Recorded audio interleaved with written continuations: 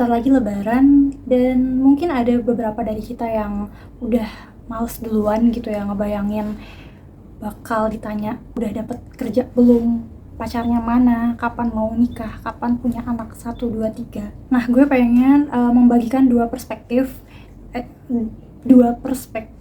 yang mungkin bisa bantu kita supaya nggak gampang ke-trigger sama pertanyaan-pertanyaan khas lebaran ini. Jadi kitanya santai aja gitu ngeresponsnya.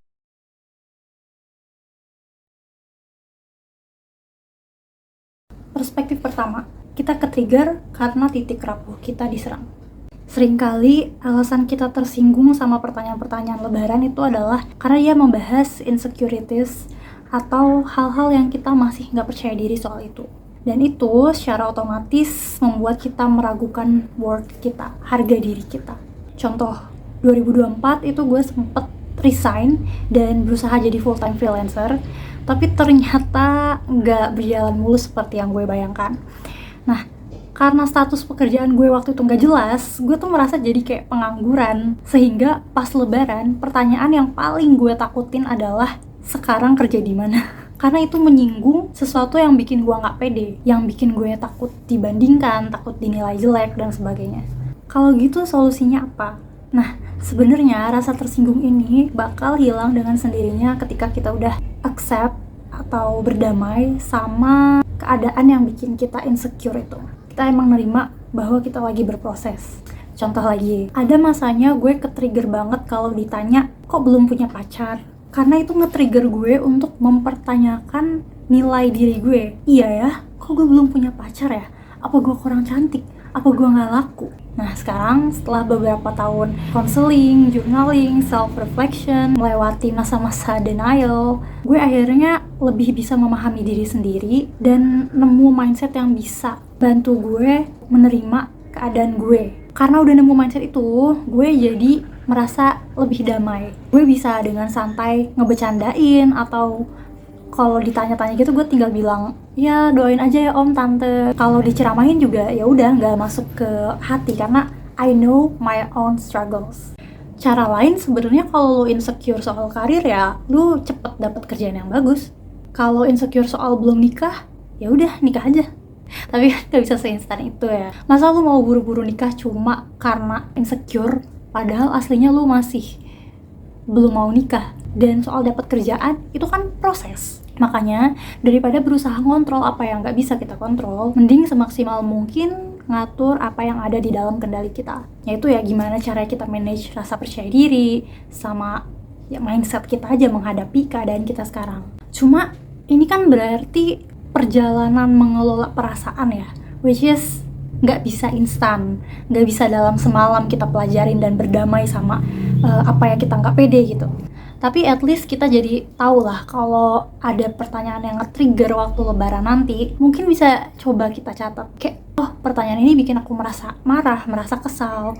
Berarti dia menyerang sesuatu di dalam diri aku. Kira-kira apa ya? Kira-kira kenapa ya? Nah itu kalau ditelusuri jawabannya, itu bisa jadi proses untuk mengenal diri dan juga berdamai sama diri sendiri loh nantinya. Perspektif kedua. Di Indonesia, ketimpangan pengetahuan dan informasi antar masyarakat itu tinggi banget. Beda generasi, beda keadaan sosial dan ekonomi, itu bakal beda juga pengetahuan dan informasi yang didapatkan. Kebanyakan Gen Z dan milenial mungkin udah sadar kalau topik pertanyaan basa-basi lebaran itu sebetulnya sensitif dan personal. Kalaupun nanya-nanya, mereka akan berusaha merespons tanpa membandingkan, tanpa menghakimi. Pure dengerin dan ya udah berusaha memahami aja gitu. Tapi kita nggak bisa berekspektasi semua orang melakukan hal yang sama. Yes, nggak apa-apa banget kalau mau mengedukasi uwa, tante, om-om gitu soal isu ini ya.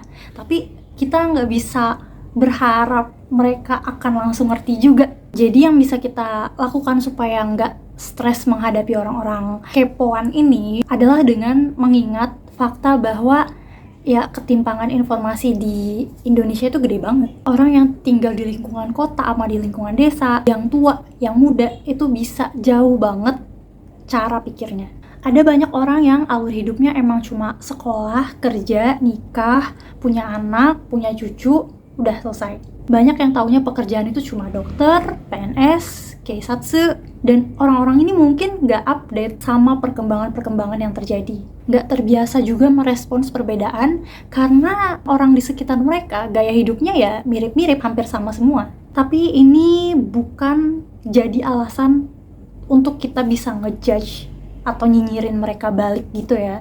Ini lebih ke cara supaya kita bisa berempati, memahami cara pandang dan perilaku mereka. Kayak, oh wajarlah tante ini rewel soal aku yang belum menikah, karena di sekitar dia mungkin gak ada sosok perempuan yang mengejar sesuatu selain pernikahan gitu. Makanya pas waktu cerita kita kok umur segini belum nikah, dia tuh kayak yang bingung banget gitu. Emang kalau gak nikah lu ngapain gitu. Dia genuinely, bukan ngejudge, dia kayak genuinely gak paham. Nah, karena kita ini bisa berempati tadi, bisa memahami, akan jadi masuk akal why they are the way they are. Kenapa mereka cara nanya-nanyanya kayak gitu? Kenapa mereka nyinyir banget kalau jawaban kita nggak tradisional? In my case, ini berhasil banget ngebantu aku buat lebih ya udahlah aja gitu merespons pertanyaan lebaran. Rasanya kayak interaksi sama NPC game. Karena kita ngomong juga kadang nggak didengar kan, dan kita ngejelasin pun mereka belum tentu paham. Jadi ya udah, nggak perlu dipikirin, apalagi sampai dimasukin ke hati. Mereka cuma manusia yang cara hidupnya beda aja dari kita. Kita nggak ada kewajiban untuk bikin mereka ngerti. Cukup ya udah didengar, berinteraksi. Kalau udah kehabisan kata-kata kayak oh iya ya tante, oh iya ya om, cukup kayak gitu aja juga udah cukup sebenarnya. Nggak perlu kita dengerin banget, nggak perlu kita masukin banget ke hati gitu ya. Kalau emang nggak sesuai sama cara kita memandang sesuatu. Oke, itu dia tadi 2 combo perspektif yang gue develop demi ketentraman batin gue. Kemungkinan 2 perspektif atau 2 mindset ini tuh banyak dipengaruhi sama gaya hidup stoik atau stoicisme. Kalau kalian ada yang penasaran, mungkin kalian bisa cari juga apa itu stoicism. Silahkan dicari, itu menurut gue sangat lumayan membantu gimana ngurangin stres dalam hidup. Oke, selamat merayakan Hari Raya Idul Fitri. Semoga mindset ini bisa berguna buat menghadapi kekepoan keluarga saat kumpul-kumpul nanti. Selamat Hari Raya, bye-bye.